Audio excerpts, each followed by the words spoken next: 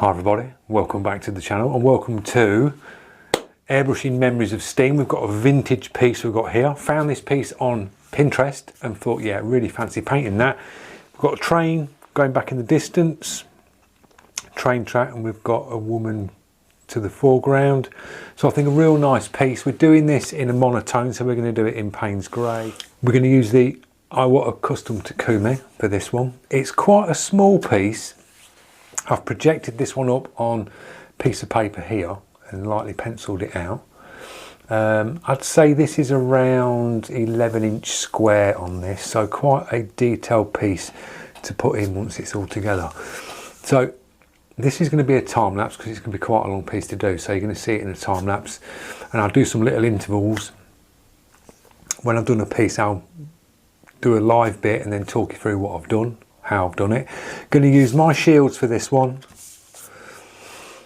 the new set, which is coming soon, guys. I know you're all itching to get hold of these sets of these shields, but we're adding another one to the set, so there's going to be 4 in the set now. So we're going to have 3 of the hand size ones, which are really cool shapes that I've been using, and we've got a bigger one as well, which is going to come in with the set and a couple of extra bits, so you're getting like a nice little bundle in the Dred Effects shield set. So moving in closer, enjoy the video, and I'll see you in the intervals along the way.